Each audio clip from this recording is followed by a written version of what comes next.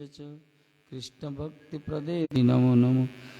हरे कृष्ण कृष्ण कृष्ण हरे हरे, हरे राम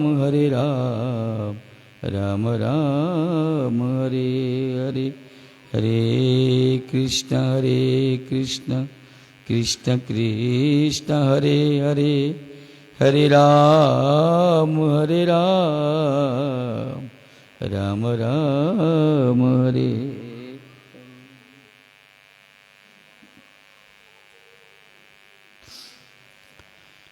सर्वदेव मध्य गुरुपाद पद्म परमहंस पर्याचार्य पूज्य अष्टोत्तर शतशील भक्ति वैभव पुरी गोसाई महाशंकर अशोक अभज अतुल चरण साष्टांग दंडवत प्रणिपात करता ऐतिक प्रार्थना करी जगतगुरु शिल भक्ति सिद्धांत सरस्वती गोसाई प्रभुपाद रातुल स्वचन साष्टांग दंडवत प्रणिपात करता प्रार्थना करी मध्य शिक्षा गुरु परमात्मा भक्ति विचार विष्णु विष्णु भक्ति सद केशव गोस्वामी चरण को सत्तांग दंडवत प्रार्थना करी समस्त आचार्य वर्ज गुरुवर्ग गुरु परंपरा गौड़ीय सरस्वती भक्त बंद समस्त चरण पड़े भांचित्र साष्टांग प्रणिपात ऐतिक प्रार्थना करी संपस्त वैष्णव वृंद मातृमंडली भगत कथा रसप्यस भक्तिजन वृंद ग्रामवासी भक्तवृंद समस्त चरण कमल वांछित धन साष्टांग दंडवत प्रणिपात ऐतिक प्रार्थना करी।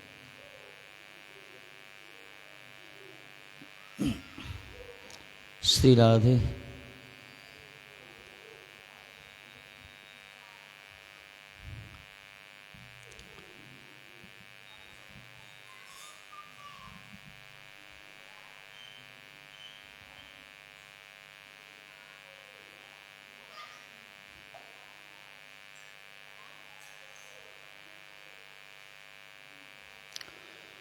गतकाले में आस्वादन करथिले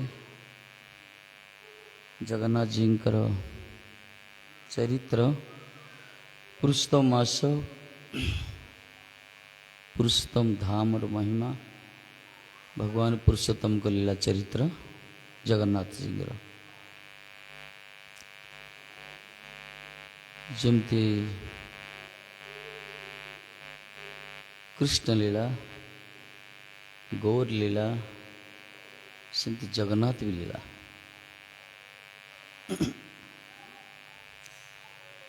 ये भी पुरुषोत्तम किए मर्यादा पुरुषोत्तम किए लीला पुरुषोत्तम ये उभय अच्छा लीला पुरुषोत्तम जगन्नाथ जी।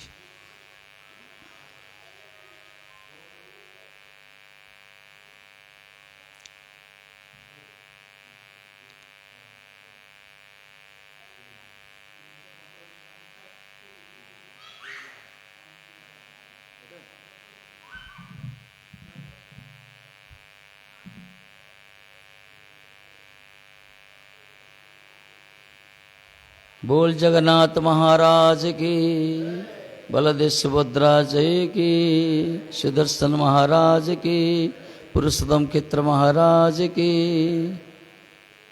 इंद्रदुम्न महाराज की, गुंडीचा महारानी की, महोदधि की, श्रीमन चैतन्य महाप्रभु की जय जय श्री राधे।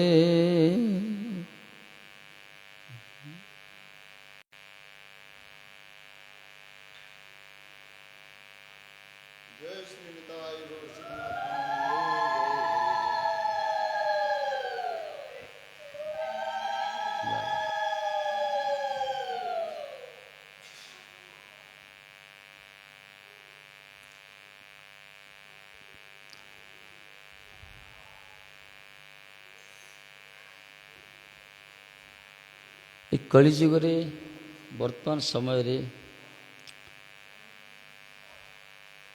चलंती देवता प्रत्यक्ष जगन्नाथ जी। आम तो कौच अद्यपीय से लीला करे गौ राय कन कन भाग्यवान देखी तेरे पाए सत्य कि जगन्नाथ जी जीवंत रही। गतकाले में आस्वादन कले जगन्नाथ जो खंडिया हाथ खंडिया गोड़ से ठीक नुहे, से पूर्ण ब्रह्म के खंडित हुंतनी से महाभाव स्वरूप वर्णना करते। महाभाव ब्रजर विरहरे राधांकर विरहरे गोपीमानकर विरहरे कृष्ण बलराम कर जो महाभाव स्वरूप विकृत स्वरूप आम गतकाली आस्वादन करथिले।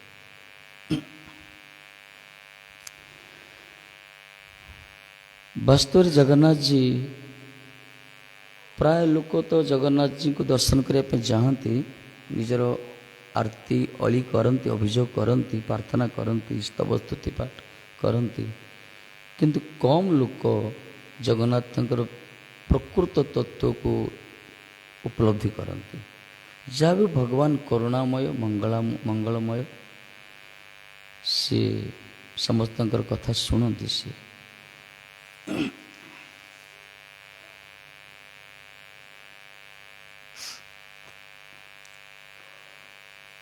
जगन्नाथ बहुत किसी रहस्य रही जोटा कि माने अनुद्घाटित बेस अनुद्घाट मान किसी लोक पाखे कि जो मैंने तत्वज्ञ अच्छा जो मैंने अनिसंधित जो मैंने गवेषणारत रोचंती आ भक्त मैंने भली भांति जानी जगन्नाथ को तत्व विषय रे। जड़े राजा से समय बहुत दिन तले गोटे राजा थे रामचंद्र देव तांका ना था रामचंद्र देव सी उत्कल राजा थे पुरी राजा जहाँ भी हो तांकर राजधानी थिला पुरी ठू निकटतर गोटे खोर्धा सहर रे तांका राजप्रसाद थिला। खोर्धा गोटे सहर अच्छे खोर्धा टाउन पुरी जो आसन पड़े सेठी तांकर पैलेस थिला राजनगर सेठी से रोते शासन करते मंदिर पूरा दायित्व नौले श्रीमंदिर राजा श्री महाराज बहुत दिन तले से समय कौन हो मोगल मानकर शासन थिला सारा भारत रे मोगल शासन ये जो राजा रामचंद्र देव ये मोगल रो शासन रो अधीनस्थ थिले क्या दिल्ली दरबार एम्पायर जो बसंती मोगल सम्राट तांकरी अंडर रुहती जिते सब छोट छोट राज्य माने तेणु रामचंद्र देव कौन करते मोगल सम्राटर अधीनस्थ थे।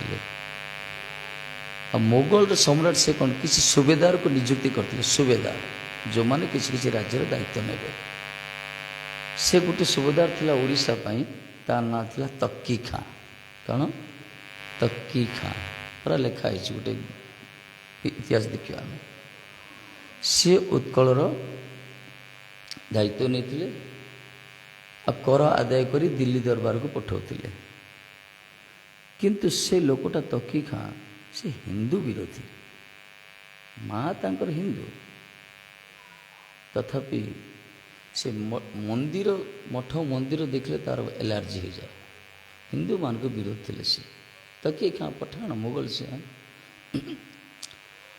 तेणु से प्राय मठ मंदिर सी भांगी ओडिशा रे कलापाड़ हो ना दि जाए जहाँ भी हो शेष पुरी मंदिर मध्य से भांगापी पुरी मंदिर को ध्वंस विध्वस्त करने से इच्छा प्रकाश कले तार से अभिसंधि देखी तार उद्देश्य मंद उद्देश्य को दर्शन करी रामचंद्र देव जी की राजा थिले से थर युद्ध डाकरा डाकिले कहले एटा सहित युद्ध करिया युद्ध को पराजित करदे मैदान छाड़ी पलैब ताहले आम आम मंदिर सुरक्षित हो श्रीमंदिर को सुरक्षा करने पुरी मंदिर को सुरक्षा करने से युद्धर डाकरा देले तक्किका सहित रामचंद्र देव युद्ध है कि दुर्भाग्यवशतः युद्ध हारीगले तक्किका युद्ध हारीगले जो युद्ध पराजित होती सी तक्किका कौन कले आपको बंदी करदे राजा को बंदी करी कोड रखले तार तार राजकार्य से बुझुला कटक नगर कटक जो अच्छे आम से बंदी घर से बंदी घर कटक रखला तक्किका को सी यही समय सारा उत्कल कौन पुरी रे कौन समस्त आश्चर्य होगले अरे आम राजा तो बंदी हो गले मंदिर सुरक्षा किए कर मंदिर बुझासुझा किए कर पठाण मान राज चलती ये भी बंदी घरे थी बहुत चिंतित हेले मते भले मोर मृत्यु हो जाओ मोर मते कष्ट मिलू कि जगन्नाथ जी सेवा परिपाटी ठीक रे चालू, मंदिर जे प्रकार सुरक्षित रो। अनन्य भक्त थे जगन्नाथ से तेणु चिंता कर समय से भगवान को व्यवस्था को से तकिकार गोटे भौणी थिला, से भौणी कौन रेजिया ता ना रेजिया, से भौणी भल पाला राजा को आंतरिक से बंदी घर को आसला। बंदी घर आसी से परामर्श दौन, देख मु तुमको प्रीति करे, तुम मत बाहा जाओ, तुम मत यदि विवाह करियो ताहले मो भाई तकी खा मंदिर ऊपर चढ़ाऊ कर मंदिरटा सुरक्षा हो। रामचंद्र चिंता कले प्रस्तावटा मंद नुहे, कहीं तो जगन्नाथ भक्त थे मंदिर रक्षा करिया दरकार। किंतु से रेजिया कहले मत बाहर तुम धर्म छाड़िया पड़ो, गोटे मुस्लिम झील को बाहर तो हिंदू धर्म छाड़िया पड़ो ना। ये से किंग कर्तव्य मोड़ अवस्था लाकर विचार कर धर्म को केमती छाड़ी, विवाह करी सत्य कि धर्म तो छाड़ी पारे ना, कहीं कट्टरपंथी हिंदू थे सी, सनातनी थे सी, धर्म तो छाड़ी पारे से केवल श्रीराम। तेणु से कौन कले चिंता कर गभीर चिंतित से केमती धर्म को छाड़ी, कि धर्म को न छाड़िले बर्तमान मंदिर रक्षा हेनी। देखो कि प्रकार अवस्था भगवान जीवन में एमती गोटे समस्या आसे आम समाधान करें। द्विमुखी दी छक छिड़ा जीवन गोटे दी छकी जब दीटा रास्ता थी मझे छिड़ा कौ पटे जी आम निर्णय करें। बर्तमान रामचंद्र देवंकर मन भितर कौन आसला, मुझे ता भौणी की बाहा भी ताहले मंदिर सुरक्षित हो। मुस्लिम झील को बाहा भी विवाह करी, जदि रेजिया को विवाह न करी ताहले ता भाई तकी खा मंदिर टाक भांगीदेव। तेणु बर्तमान ये विचार करी कौन, शेष से निष्पत्ति नेले कहले देख रेजिया मु तुमको विवाह करी कि तुमको स्पर्श कले मु पतित हो। गोटे हिंदू कट्टरपंथी सनातनी मु, तुम गोटे मुस्लिम झील, तुम जो स्पर्श करी तुम सहित विलास करी विहार करी सुख आस्वादन करी ताले मोर पतन हो। से रेजिया माँ थिले हिंदू, से समय कौन थिला हिंदू झील मानू ये मुस्लिम माने जबरदस्त अपहरण किडनाप कर नौते बह होते। भारत में यह से समयटा पठाण माने किछि विचार कर नथिले, हिंदू भौणी मानू से माने नहीं विवाह करते। से परिस्थिति वशतः से रेजियार माँ जे हिंदू थे गोटे मुस्लिम को बाहेले जगन्नाथ प्रति अचल भक्ति थिला तांकर, जेहेतु हिंदू थे से मुस्लिम रही से जगन्नाथ अंतरिक भल पाते। झील रेजिया से मत जगन्नाथ बहुत भल पाते, किंतु ता भाईटा तकी खाड़ा पूरा पठाणटा सी भल पाए, से हिंदू मंदिर भांगिया चेष्टा करता। जिते रेजिया प्रस्ताव उपस्ताव कहले रामचंद्र देव तो किंग कर्तव्य मोड़ अवस्था करेंगे कौन, से प्रस्ताव देख मु तुमको विवाह करी धर्मच्युत तो हो कि पतित हो तुमको स्पर्श कले। देख से कि प्रकार झील से रेजिया कहे ठीक अच्छी महाराज, दुनिया जानू तो आम बाहा विवाह हवा किंतु तुम मत स्पर्श कर। तकी खार भौणी कहूँ तुम मत बह कर, आमर बह उद्देश्य हूँ जगन्नाथ मंदिर सुरक्षा, जगन्नाथ रक्षा पाई आमर उद्देश्य किसी नुह। मत निमित्त कृतं पाप अपि धर्माय कल्पते कहते, मोरी पास पाप कल तो धर्म कहुई। तेणु ये मंद नुहे, प्रशंसनीय प्रस्ताव ये। आपण मत बह करंतु, संसार जान मो बह आपण बह कर, किंतु आपण मत स्पर्श करेंगे, आप धर्म आप रक्षा करेंगे। यही प्रकार परस्पर बुझामणा आपस बुझामणा है, विवाह कर। देख दुई जन को उद्देश्य थिला जगन्नाथ जी सुरक्षित रुहतु, मंदिर सुरक्षा। जिते से विवाह कले ତାଙ୍କୁ ବନ୍ଦୀରୁ ମୁକ୍ତ କରିଦେଲା ତକିକା। ଭଉଣୀକି ବାହାରିଲେ ନା, ଭଉଣୀ ପ୍ରତି ସ୍ୱାଭାବିକ ପ୍ରୀତି ରହିବ ଭାଇମାନଙ୍କର। ତାଙ୍କୁ ବନ୍ଦୀରୁ ମୁକ୍ତ କରିଦେଲେ। ତାପରେ ତାଙ୍କୁ ପଠାଇଲେ କେଉଁଠିକି? ତାଙ୍କର ଖୋର୍ଦ୍ଧା ଯେଉଁ ରାଜନଗର ଥିଲା ସେଠି ପଠାଇଦେଲେ। କିନ୍ତୁ ତାଙ୍କ ସାଥିରେ ସ୍ତ୍ରୀ ଆସିଲାନି। ସ୍ତ୍ରୀ କଟକରେ ରହିଲେ ରେଜିଆ। ଇଏ ପ୍ରତି ସପ୍ତାହରେ ଥରେ ଯାଆନ୍ତି, ତାଙ୍କୁ ଦର୍ଶନ କରନ୍ତି। ଖାଲି ଦର୍ଶନ, ମାନେ ଫର୍ମାଲିଟି, ଖାଲି ଦର୍ଶନ କରନ୍ତି। କୌଣସି ସମ୍ବନ୍ଧ ନାହିଁ, ସ୍ପର୍ଶ ନାହିଁ। ଯେତେବେଳେ ହିନ୍ଦୁ ଧର୍ମ ଛାଡ଼ି ପଠାଣ ଧର୍ମ ଝିଅକୁ ବାହାରିଲେ, ସେତେବେଳେ ସାରା ଓଡ଼ିଶାରେ ଚହଳ ପଡ଼ିଗଲା। ସମସ୍ତେ ଛି ଛି କଲେ। ପୁରୀ ପଣ୍ଡାମାନେ ଆଉ ଆଶ୍ଚର୍ଯ୍ୟ, ବିଶ୍ୱାସ କରିପାରିଲେନି।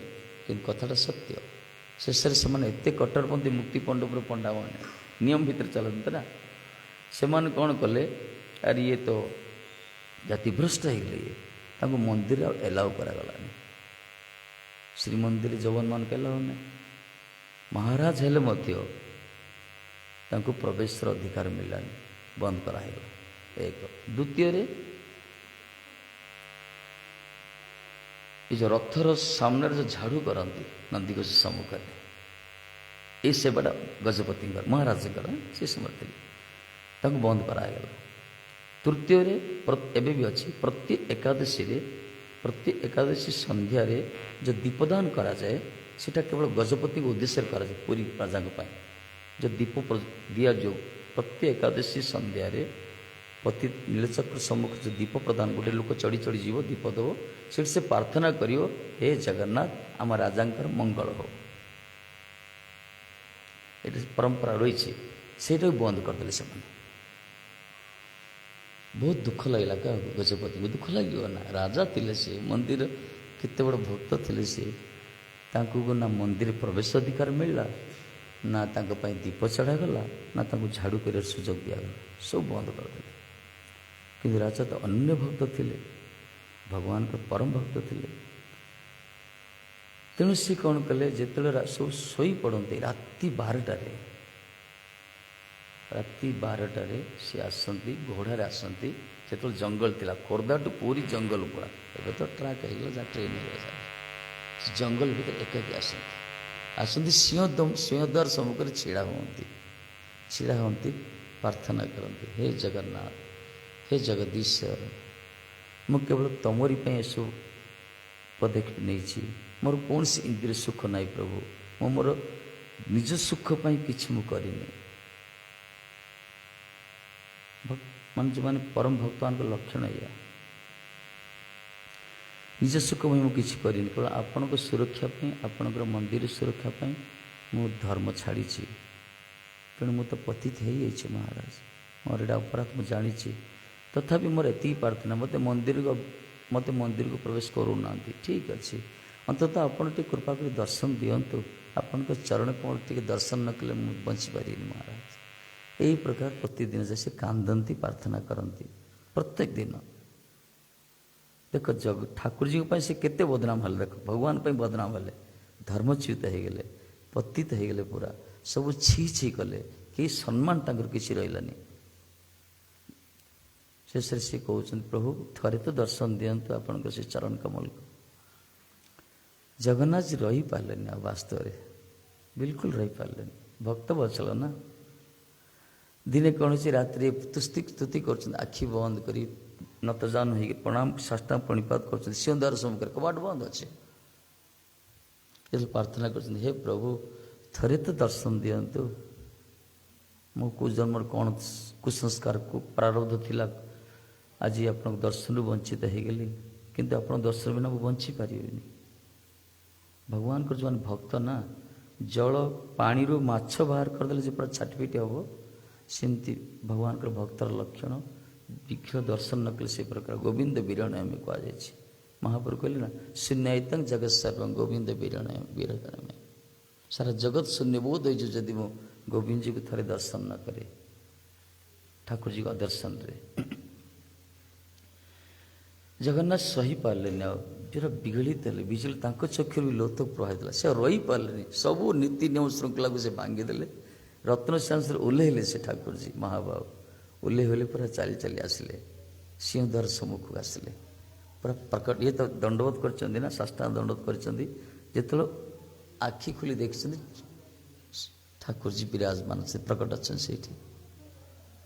ଜଗନ୍ନାଥଙ୍କୁ ଦେଖିଲେ, ସ୍ୱରୂପରେ ଦେଖିଲେ ଠାକୁରଜୀଙ୍କୁ, ଏ ପୁରା ଗଦଗଦ ହେଇଗଲେ। ପ୍ରଭୁ ବା ଆପଣ ସତ୍ୟ ଭକ୍ତ ବାତ୍ସଲ୍ୟ ଆପଣଙ୍କର, ମୋରି ପାଇଁ ଆପଣ ସିଂହଦ୍ୱାର ଛାଡ଼ିକି ଆସିଛନ୍ତି। ଜୟ ହୋ ସରକାର। କହିଲେ ମୋ ଜୀବନ କୃତାର୍ଥ ହେଇଗଲା, ମୋର କୃତ୍ୟ ହେଇଗଲା। ଦୀର୍ଘ ଦିନରେ ମନ ଭିତରେ ଯେଉଁ ଅବସାଦ ଥିଲା, ଅବଶୋଷ ଥିଲା, ବିଭିନ୍ନ ପ୍ରକାର ମନ ଭିତରେ ଯେଉଁ ଭାବନା ବାସନା ରହୁଥିଲା ଆପଣଙ୍କୁ ଦର୍ଶନ କରିନି ବୋଲି ଆଜି ଚରିତାର୍ଥ ହେଇଗଲା ମହାରାଜ। ମୁଁ ଜାଣିଛି ସାରା ଦୁନିଆ ମୋତେ ଛି ଛାକର କଲେ ମଧ୍ୟ, ନିନ୍ଦା କଲେ ମଧ୍ୟ ଆପଣ ମୋତେ ତ୍ୟାଗ କରିନାହାନ୍ତି। ଦୁନିଆ ମୋତେ ତ୍ୟାଗ କରିଛି,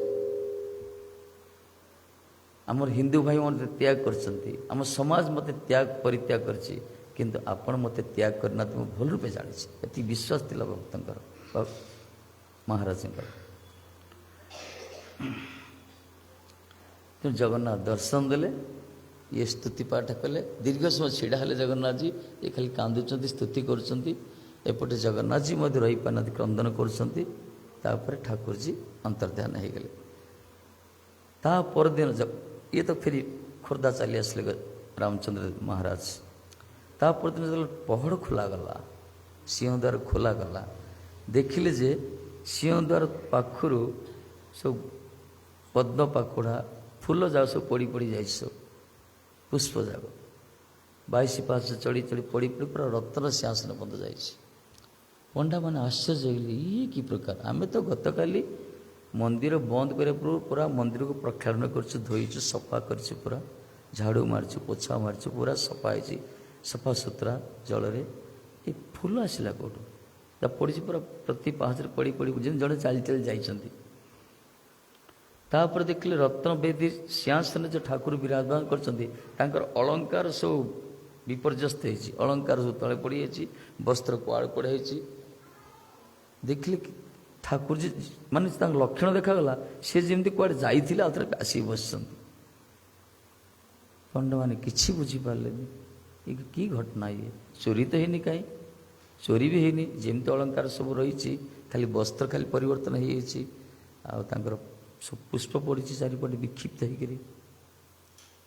ସେମାନେ ଚିନ୍ତା କରିଲେ, ଦ୍ୱିତୀୟ ଦିନ ପହଡ଼ ଖୋଲିଲେ, ସେଇ ଅବସ୍ଥା। କିନ୍ତୁ ଲଗାତାର 10 ଦିନ ପର୍ଯ୍ୟନ୍ତ ଦେଖିଲେ ସେମାନେ, 10-12 ଦିନ। କହିଲେ କି ଘଟଣା? ଆମେ ତ ସବୁ ସଫା ସୁତରା କରିକି ଯାଉଛୁ, ରାତିରେ ମନ୍ଦିରଟାକୁ ପୁରା ଧୋଉଛୁ, ଆମେ ପରିଷ୍କାର କରୁଛୁ, ପାଣି ଦେଇ ଜଳ ଦେଇ ପରିଷ୍କାର କରି ମୋଛା ମାରିକି ସଫା କରି ଯାଉଛୁ, କିନ୍ତୁ ପରେ ଦେଖାଯାଉଛି ଗୋଟେ ଫୁଲ ବି, ଗୋଟେ ଧୂଳି ବି ନଥାଏ। କିନ୍ତୁ ସକାଳୁ ଦେଖାଯାଉଛି ପୁରା ପୁଷ୍ପ ପଡ଼ି ଯାଇଛି, ପୁରା ପଦ୍ମ ପୁଷ୍ପ, ଗୋଲାପ ପାଖୁଡ଼ା। ଆଉ ଠାକୁରଙ୍କୁ ପୁରା ଶୃଙ୍ଗାର ଆମେ କରିକି ଯାଇଥାଉ, କିଛି କିଛି ପରିଧାନ କରିଥାଉ, ଯାହାକି ବସ୍ତ୍ର ଆଉ ଅଳଙ୍କାର ପରିଧାନ କରିଥାଉ, ସକାଳୁ ଯେତେବେଳେ ସେ ସବୁ ଖୋଲା ହେଇଯାଇଛି, ସବୁ ଏପଟେ ପଡ଼ିଥିବ, ବାଁ ପଟେ ଡାଁ ପଟେ। ତେଣୁ ବଡ଼ ପଣ୍ଡା ଆଉ ସହିପାରିଲେନି। ଗଜପତି କହିଲେ, ଗଜପତି କି ସେ ସମୟରେ କେହି ନଥିଲେ, ଇଏ ଥିଲେ ରାମଚନ୍ଦ୍ର ଦେବ, ସେମାନେ ଦାୟିତ୍ୱ ନେଉଥିଲେ। ବଡ଼ ପଣ୍ଡା କ'ଣ କଲେ, ଦିନେ ରାତିରେ ଖାଇଲେନି, ଜଳ ବି ପାନ କଲେନି, ଆଉ କିଛି ଖାଇନାହାନ୍ତି। ଦିନ ସାରା ଉପବାସ ରହିଛନ୍ତି, ମନ୍ଦିର ଭିତରେ ରହିଲେ। ମନ୍ଦିର ଭିତରେ ଠିକ୍ 12ଟା-1 ପରେ ଏପଟେ ଲୀଳା ଚାଲିଛି ଆଙ୍କର। ରାମଚନ୍ଦ୍ର ଦେବ ଆସିଛନ୍ତି, ଜଗନ୍ନାଥ ସେଠିକି ଯାଇଛନ୍ତି। ଏଇ ସମୟରେ ଆକୁ ନିଦ ହେଇଯାଇଛି। କାହାକୁ? ବଡ଼ ପଣ୍ଡା। ଠାକୁରଙ୍କ ଲୀଳା ନା, ଏଇ ନିଦ ହେଇଗଲା, ଦେଖିଦେବେ ନା, ଇଏ ପୁରା ତନ୍ଦ୍ରା, ନିଦ ହେଇଯାଇଛି। ଠାକୁରଜୀ ଦର୍ଶନ ଦେଇଛନ୍ତି, ସ୍ତୁତି ପାଠ ଚାଲିଛି, ଭକ୍ତ ବି କାନ୍ଦୁଛନ୍ତି, ଭଗବାନ ବି କାନ୍ଦୁଛନ୍ତି। ନିଦ୍ରାର ପରେ ତାପରେ ଠାକୁରଜୀ ଅନ୍ତର୍ଧାନ ହେଇଛନ୍ତି ସେଇଠୁ। ଏଇ ନିଦ୍ରାର ଠାକୁର ଆସି କହୁଛନ୍ତି ବଡ଼ ପଣ୍ଡାକୁ, ଦେଖ ରାମଚନ୍ଦ୍ର ଦେବ ମୋର ପରମ ଭକ୍ତ, ମୋର ଅନନ୍ୟ ଭକ୍ତ, ସିଏ ଅକିଞ୍ଚନ, ନିଷ୍କିଞ୍ଚନ, ନିଃସ୍ୱାର୍ଥପର, ନିରଭିମାନ, ନିଷ୍କପଟ ଭକ୍ତ ସିଏ। ଆଉ ତାକୁ ତମମାନେ ସବୁ ବନ୍ଦ କରିଦେଲ, ଠିକ୍ ଅଛି, ତମ ସମାଜ ତମେ କର ସେଥିରେ, ମୁଁ କିନ୍ତୁ ସିଏ ଯେତେବେଳେ ଆସେ ନା, ପ୍ରତିଦିନ ରାତିରେ ସିଏ ଆସେ, ମୋତେ କାନ୍ଦି କାନ୍ଦି ପ୍ରାର୍ଥନା କରେ, ପ୍ରଭୁ ଥରେ ତ ଦର୍ଶନ ଦିଅ। ଆରେ ତା ବିନା ମୁଁ ବି ରହିପାରୁନି, ମୋର ଏତେ ବଡ଼ ଭକ୍ତ ସିଏ। ସେ ଯେତେବେଳେ କ୍ରନ୍ଦନ କରେ, ମୋ ସିଂହାସନରେ ଶୋଇପାରେନି ଶାନ୍ତିରେ, ମୁଁ ବିଲକୁଲ ଶୋଇପାରେନି, ମୋତେ ନିଦ ବି ହୁଏନି। ତେଣୁ ମୁଁ ବାଧ୍ୟ ହେଇକି ସେଇଠି ଯାଏ ତାକୁ ଦର୍ଶନ ଦେବା ପାଇଁ। ତେଣୁ ଗୋଟେ କାମ କର, ମୋର ଗୋଟେ ପ୍ରତିମୂର୍ତ୍ତି ତମେ ସିଂହଦ୍ୱାର ପାଖରେ ରଖ। ଏତିକି କହି ଠାକୁରଜୀ ଅନ୍ତର୍ଧାନ ହେଇଗଲେ। ପଣ୍ଡା ତାପରେ ମୁକ୍ତି ମଣ୍ଡପ ସମସ୍ତେ ଡାକିଲେ, ପୁରୀରେ ବଡ଼ ବଡ଼ ପଣ୍ଡା, ଆରେ ଆରେ ଜଗନ୍ନାଥଜୀଙ୍କ ଏଇ ପ୍ରକାର, ସେମାନେ ବଡ଼ ପ୍ରଶଂସିତ ହେଲେ। ଯାହା ହଉ ଆମ ରାଜା ଏତେ ବଡ଼ ଭକ୍ତ। ପ୍ରକୃତରେ କେହି ଜାଣିନାହାନ୍ତି ରାମଚନ୍ଦ୍ର କାହିଁକି ଏ ପ୍ରକାର ପଦକ୍ଷେପ ନେଲେ, ଜାଣି ଶୁଣି କାହିଁକି ବିବାହ କଲେ ମୁସଲିମ ଝିଅକୁ, ଯାହା ସହିତ କୌଣସି ଇନ୍ଦ୍ରିୟ ସୁଖ ନାହିଁ, ସ୍ପର୍ଶ ବି କରିନାହାନ୍ତି, ଯେମିତି ଆମର ରାଧାରାଣୀ ଚନ୍ଦ୍ରସେନାକୁ ସ୍ପର୍ଶ ହିଁ କରିନାହାନ୍ତି, ଅଭିମନ୍ୟୁକୁ, ଯେମିତି ମୀରାଜୀ ତାଙ୍କ ସ୍ୱାମୀକୁ ସ୍ପର୍ଶ ହିଁ କରିନାହାନ୍ତି। ସେମାନେ ରାଜାଙ୍କ ମନରେ ପ୍ରଶଂସା କଲେ, କିନ୍ତୁ ଆଉ ତାଙ୍କୁ ତ ପ୍ରବେଶ ଅଧିକାର ନାହିଁ, ବାନ୍ଧିଲା ପାଞ୍ଜିରେ ନିୟମ ଅଛି। ତେଣୁ ସେ କ'ଣ କଲେ, ଗୋଟେ ପ୍ରତିମୂର୍ତ୍ତି ସ୍ଥାପନା କଲେ ସେଇଠି। ପ୍ରତିମୂର୍ତ୍ତି ଠାକୁରଜୀ କହିଲେ, ଠାକୁରଜୀ ତାଙ୍କର ସ୍ୱଭାବ, ଦେଖ ମୋରି ସୁଖ ପାଇଁ ଯେ ପତିତ ହେଇଗଲା, ସେଇ ପତିତ ମାନଙ୍କୁ ଉଦ୍ଧାର କରିବା ପାଇଁ ମୁଁ ମଧ୍ୟ ସେ ପତିତ ପାବନ ନାମରେ ସାରା ଜଗତରେ ବିଖ୍ୟାତ ହେବି। ତେଣୁ ସିଂହଦ୍ୱାର ସମ୍ମୁଖରେ ପତିତ ପାବନକୁ ସ୍ଥାପନା କରାଗଲା। ବୋଲ ପତିତ ପାବନ ମହାରାଜ କି। ତେଣୁ ଆଜି ଆମେ ତାର ସୁଯୋଗ ଲାଭ କରୁଛୁ। ଯେଉଁମାନେ ଶ୍ରୀମନ୍ଦିରକୁ ଯାଇପାରୁନାହାନ୍ତି, ଯେଉଁମାନଙ୍କର ପ୍ରବେଶ ଅଧିକାର ନାହିଁ, ସେମାନେ ସିଂହଦ୍ୱାର ସମ୍ମୁଖରେ ପତିତ ପାବନକୁ ଦର୍ଶନ କରି ନିଜେ କୃତାର୍ଥ ହେବେ। ଆଉ ଶ୍ରୀମନ୍ଦିରରେ ରତ୍ନବେଦୀରେ ଠାକୁରଙ୍କୁ ଦର୍ଶନ କରିବା ଯାହା, ସିଂହଦ୍ୱାର ସମ୍ମୁଖରେ ପତିତ ପାବନକୁ ଦର୍ଶନ କରିବା ତାହା ଏକା ଫଳ। ସିଂହଦ୍ୱାର ତ ସେ ସ୍ଥାପନା ହେଇଛନ୍ତି, ପ୍ରକଟ ହେଇଛନ୍ତି, କିନ୍ତୁ ସିଂହଦ୍ୱାରରୁ ଚାଲି ଚାଲି ଆସୁଛନ୍ତି ପତିତ ପାବନ। ଇଏ ତ ବଡ଼ ପାୱାରଫୁଲ୍। ଇଏ ଭକ୍ତକୁ ଦର୍ଶନ ଦେବା ପାଇଁ ଚାଲି ଚାଲି ଆସିଛନ୍ତି, ସେ ଦର୍ଶନ ଦେବା ପାଇଁ। ତେଣୁ ରାମଚନ୍ଦ୍ର ଦେବ ମହାରାଜଙ୍କ କୃପାରେ ଆଜି ଆମେ ସାରା ବିଶ୍ୱ ବ୍ରହ୍ମାଣ୍ଡ ଆଜି ସମସ୍ତେ ଆମେ ସେ ପତିତ ପାବନକୁ ଦର୍ଶନ କରିପାରୁଛେ। ଏଇ ହେଉଛି ପତିତ ପାବନ ଠାକୁରଙ୍କର ଚରିତ୍ର, ଇଏ ଜଗନ୍ନାଥଙ୍କ ଲୀଳା। ଇଏ ତାପରେ ପଣ୍ଡାମାନେ କ'ଣ କଲେ, ପ୍ରତିଦିନ ଏକାଦଶୀ ସନ୍ଧ୍ୟାରେ ରାଜାଙ୍କ ପାଇଁ ଦୀପ ଜଳେଇଲେ। ପ୍ରତିଦିନ ଏକାଦଶୀ ସନ୍ଧ୍ୟାରେ ଯେଉଁ ପ୍ରଜ୍ୱଳନ କରାଯାଏ ଦୀପ, ସେ ଦୀପ ପ୍ରଜ୍ୱଳନ କଲେ, ପ୍ରାର୍ଥନା କଲେ ଗଜପତିଙ୍କର, ରାମଚନ୍ଦ୍ର ଦେବଙ୍କର ମଙ୍ଗଳ ହୋଇ ବୋଲି ପ୍ରାର୍ଥନା କଲେ। ଧୀରେ ଧୀରେ ତାଙ୍କୁ ସେବାର ସୁଯୋଗ ମିଳିଲା। ଏହି ପ୍ରକାର ପତିତ ପାବନ ନାମ ସେଇଠୁ ନାମିତ ହେଲା ଆମର ପତିତ ପାବନ। ମାନେ ପତିତ ମାନଙ୍କୁ ତ୍ରାଣ କରନ୍ତି। ଦେଖିବାକୁ ଗଲେ ଆମେ ସମସ୍ତେ ପତିତ, ଶରୀର ପତିତ ନହେଲେ ମାନସିକ ସ୍ତରରେ ପତିତ ହେଇଯାଉଛି ପ୍ରାୟ ଦେଖିବାକୁ ଗଲେ ସମସ୍ତେ କିଛି ନା କିଛି। ତେଣୁ ପତିତ ପାବନକୁ ପ୍ରଥମେ ଦର୍ଶନ କରାଯାଏ, ପ୍ରଣାମ କରାଯାଏ, ତାପରେ ଆମେ ଆଗକୁ ଯାଉ। ଏ ହେଉଛି ନିୟମ। ତାପରେ ଜଗନ୍ନାଥଙ୍କର କୁହାଯାଇଛି ବିଷୟ, ଏଥିପାଇଁ ଜଗନ୍ନାଥଙ୍କ ଯେଉଁ ଦେଖିବେ 22 ପାହାଚ ଆରମ୍ଭ ବାଁ ପଟେ ଦେଖିବେ କାଶୀ ବିଶ୍ୱନାଥ ଅଛନ୍ତି। ମନେ ପକାନ୍ତୁ ଯେଉଁମାନେ ଯାଇଛନ୍ତି, ଠିକ୍ ପତିତ ପାବନ ଦର୍ଶନ କଲେ 22 ପାହାଚ ଆରମ୍ଭ କରିବା ପୂର୍ବରୁ ବାଁ ପଟେ କାଶୀ ବିଶ୍ୱନାଥ ଅଛନ୍ତି। ଥରେ ଶଙ୍କରଜୀ ଆସିଥିଲେ, ବିଶ୍ୱନାଥ ଆସିଥିଲେ କାଶୀରେ, ସେ ଆସିଥିଲେ ଦର୍ଶନ କରିବା ପାଇଁ। ପହଡ଼ ଦିନ ସାରା ଖାଇନାହାନ୍ତି, ସେ ଶଙ୍କର ଭଗବାନ ଖାଇନାହାନ୍ତି, ଇଚ୍ଛା ଥିଲା ପ୍ରସାଦ ପାଇବା ପାଇଁ। ସେ ଆସିଲେ, ପହଡ଼ ପଡ଼ିଯାଇଛି, ଠାକୁର ଦର୍ଶନ ବନ୍ଦ। ତାପରେ ଆନନ୍ଦ ବଜାର ଗଲେ କିଛି ପ୍ରସାଦ ମିଳିବ କି? ଆନନ୍ଦ ବଜାରରେ କିଛି ବି ନାହିଁ, ସବୁ ଧୋଇ ସଫା କରିଦେଇଛନ୍ତି। ଶେଷରେ ସେ 22 ପାହାଚକୁ ଆସିଲେ। 22 ପାହାଚରେ ଦେଖିବେ, 22 ପାହାଚର ମଝିରେ ଗୋଟେ ଗର୍ତ୍ତ ଅଛି, ଯେଉଁଠି ସବୁ ପିଣ୍ଡ ଦିଆଯାଏ, ପିତୃପୁରୁଷକୁ ପିଣ୍ଡ ଦିଆ, ଶ୍ରାଦ୍ଧ କରାଯାଏ। ମନେ ରଖନ୍ତୁ, ଗୋଟେ ଛୋଟିଆ ଗର୍ତ୍ତ ଅଛି, ସେଇଠି କିଛି ଚଣ୍ଡ ଦିଆ, ମାନେ କିଛି କିଛି ଅନ୍ନ ଫନ୍ନ ସବୁ ପ୍ରସାଦ ପକାଯାଏ ସେଇଠି। ଶଙ୍କରଜୀ ଭାବିଲେ ସେଇଠୁ ଗୋଟେ ପ୍ରସାଦ ଟିକେ ଖାଇବେ କି? ଦେଖିଲେ କିଛି ନା, ଗୋଟେ ଦାନା ଥିଲା, ଗୋଟେ ଅନ୍ନ ପ୍ରସାଦ ଥିଲା, ସେଇଟାକୁ ସେ ଖାଇଲେ। କ'ଣ କଲେ? ତାଣ୍ଡବ ନୃତ୍ୟ ଆରମ୍ଭ କଲେ।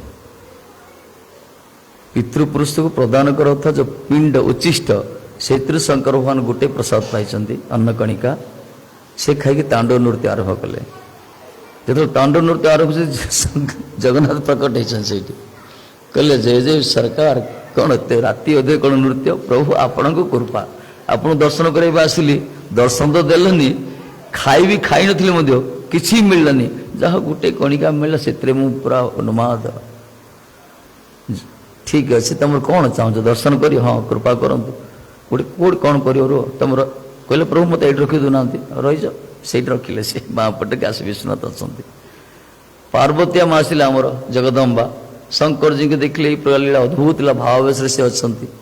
कहले कौन कौन खाइछ कि ना महाप्रसाद। अरे मु टे पाइबिनी सी भी स्तुति कले जगन्नाथ प्रभु मत कहीं माता जुली दूर कर मत कृपा करूँ ना कौन तुम चाहूच मुझे चाहूँ प्रत्येक दिन आप प्रसाद मत मिलिया दरकार विमला प्रकट होती ये जो प्रसाद जो कहुई विशेषकर आमर नास्त्यस्य पवित्र देशे सप्तदीप महितले यत्र स्वचिष्टं दानेन न जे निजर उच्चिष्ट प्रदान करे पापं तरंति मानव मनीष पाप त्राण कर दियंती। ए प्रकार देश जगत नहीं सप्तद्वीप रे सप्तद्वीप जो अच्छी आम जम्बूद्वीप रहा आमर सालमली द्वीप क्रौंच द्वीप पुष्कर द्वीप विभिन्न प्रकार जो अच्छी शाक द्वीप ये जम्बूद्वीप भारतवर्ष अच्छा आमर तेणु ए प्रकार देश कोठी नहीं ए प्रकार पवित्र भूमि जो प्रसाद दान करी लोक पाप मोचन करती मुक्ति दान करती। तेणु जगन्नाथ का हाथ जगत भात जगत पसारे हाथ को आगला जगन्नाथ महिमा अलग जगन्नाथ जी प्रसाद खाई प्रसाद बड़ महिमा पूरी धाम रे प्रसाद महिमा भूरी भूरी अच्छी बद्रीनाथ रे स्नान रामेश्वर स्नान करिया ना कौन लीला सब अच्छी ना जोड़ ठाकुर द्वारका लीला कर बद्रीनाथ रे तपस्या कर कौटी खाऊँ कौटी स्नान कौटी खाऊँ स्नान कले रामेश्वर रे प्रसाद खाइले पुरी रे आ लीला कले द्वारका रे शयन कले बद्रीनाथ रे यही प्रकार चारि धाम आमर जहाँ भी हो ये जो महाप्रसाद महिमा कथा देखते महाप्रसाद क्या कह जाए प्रथम कथा आम जान महाप्रसाद माने जब मिलूँ अबड़ा महाप्रसाद कहे कि महाप्रसाद आख्यायिक व्युत्पत्ति शुणिया बर्ता महाप्रसाद प्रकृत केमती हुए तार केतर स्तर अच्छी शुणु प्राय लोकंर विचार अच्छी विमला को प्रसाद लगला महाप्रसाद होता है विमला देवी को किंतु ये सिद्धांत नहीं शुणु बर्ता प्रसाद लगुच विमला को मना ना प्रथमे ठाकुरंकर जो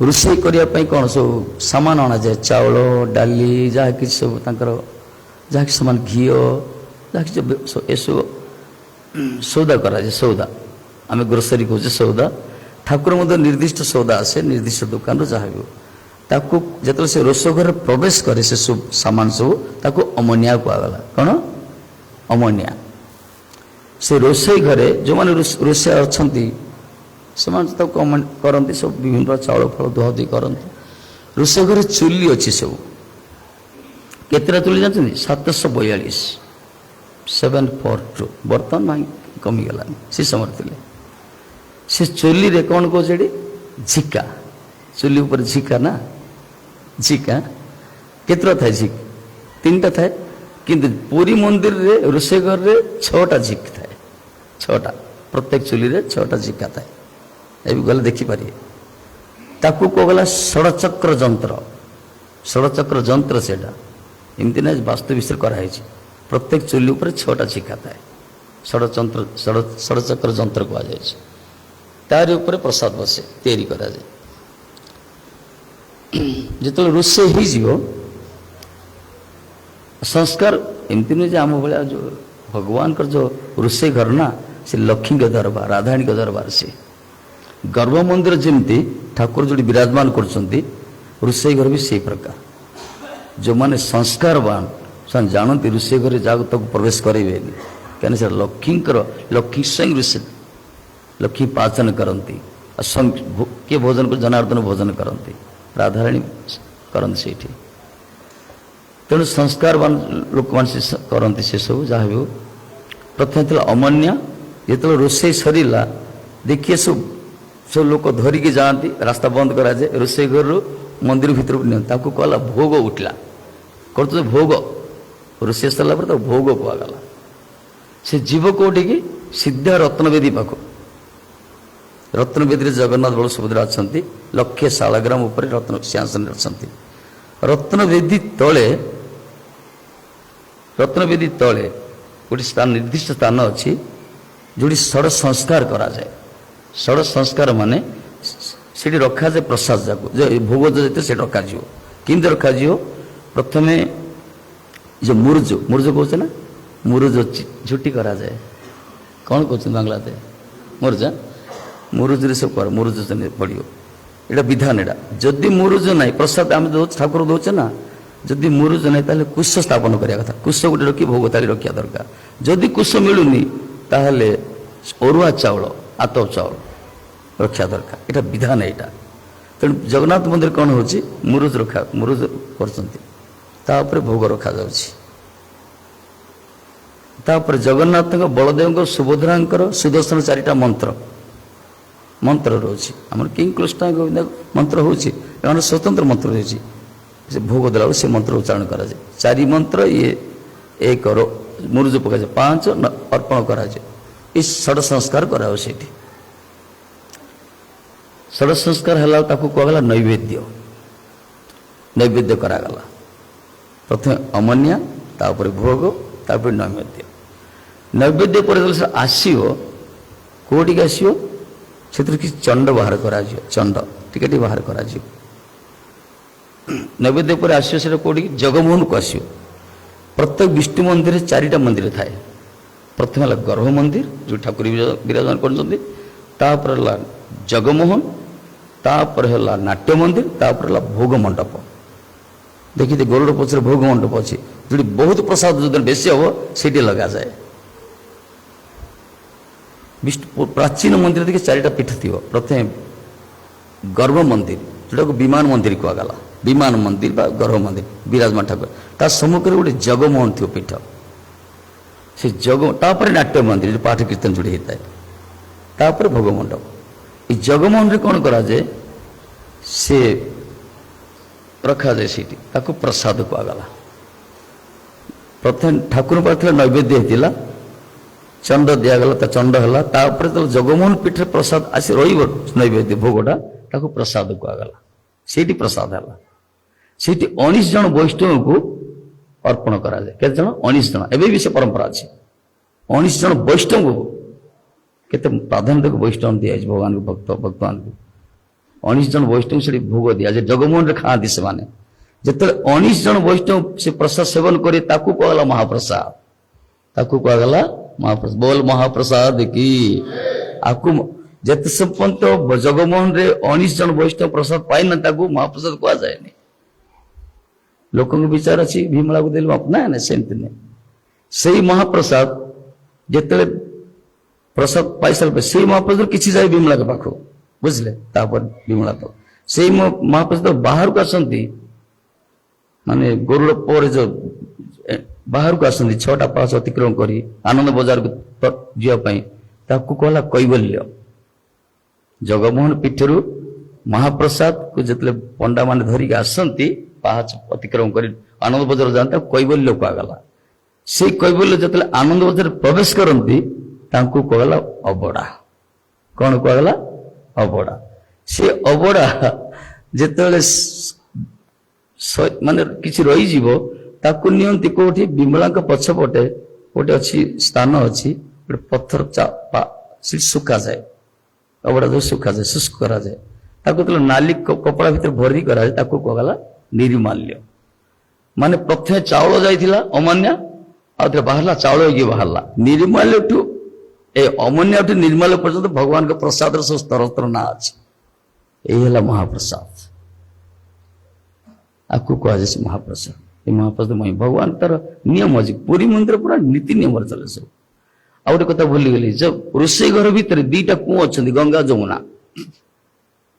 ରୋଷେଇ ଘର ଭିତରେ କୂଅ 2ଟା ଅଛନ୍ତି। ଏବେ ଦେଖନ୍ତୁ ପ୍ରାଚୀନ ମନ୍ଦିରରେ କୂଅ ଥାଏ, କୂପ।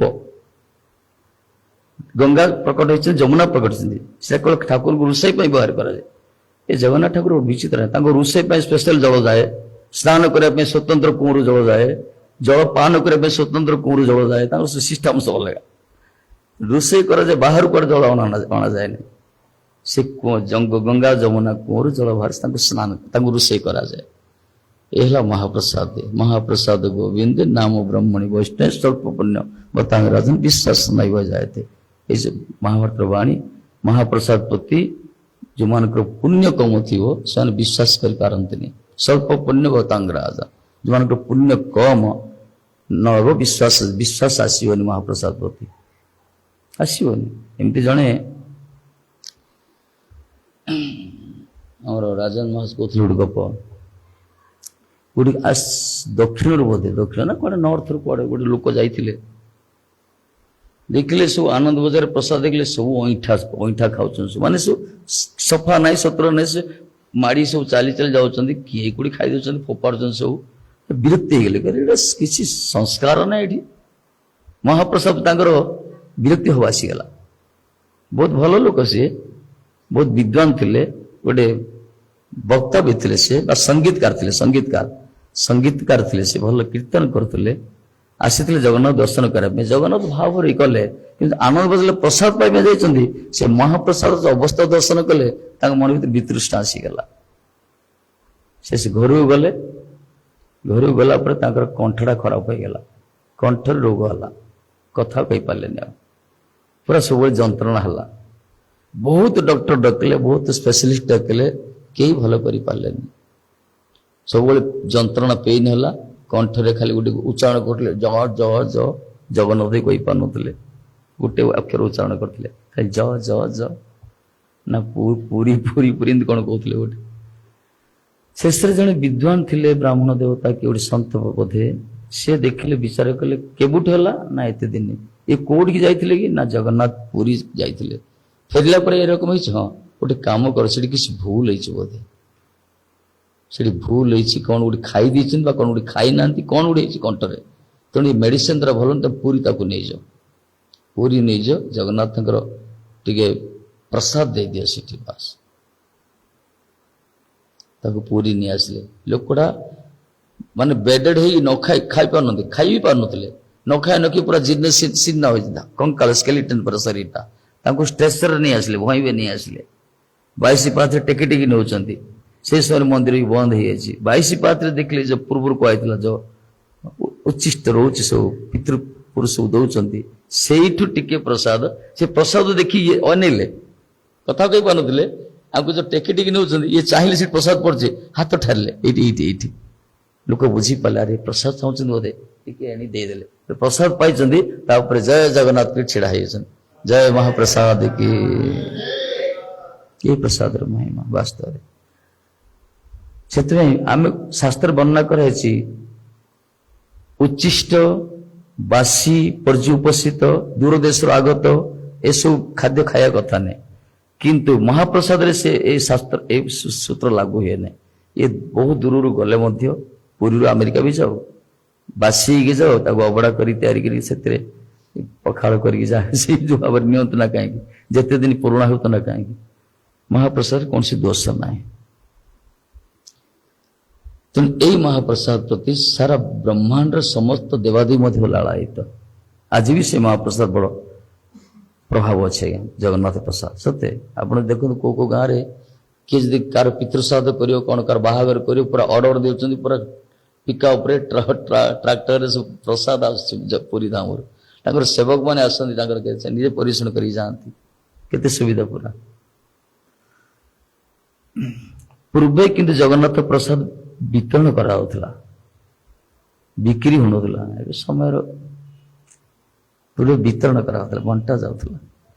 ଏବେ କିଛି ଦିନ ପୂର୍ବରୁ, ବହୁତ ଦିନ ପୂର୍ବରୁ କେତେ ଜଣ ବୁଦ୍ଧିଜୀବୀ ଲୋକ ବିଚାର କଲେ ପ୍ରସାଦ ଆମେ ବିତରଣ କରିବା, କିନ୍ତୁ ସକ୍ସେସ୍ ହେଇପାରିଲେନି। ଆଜି ସରକାର ଯଦି କିଛି ଚିନ୍ତା କରନ୍ତି, ହେଇପାରେ ଭବିଷ୍ୟତରେ, କାହିଁକିନା ଅନ୍ୟାନ୍ୟ ସବୁ ଧାମରେ ଅନ୍ନଛତ୍ର ଅଛି, ଫ୍ରିରେ ପ୍ରସାଦ ମିଳୁଛି, କିନ୍ତୁ ପୁରୀ ଧାମରେ ଆମର ସେ ବ୍ୟବସ୍ଥା ହେଇନି। ପୂର୍ବରୁ ଥିଲେ, ହେଇପାରେ, ଜଗନ୍ନାଥ କୃପା କଲେ ହେଇଯିବ, ମନା ନାହିଁ, କରିବା ବି ଦରକାର। ଇଏ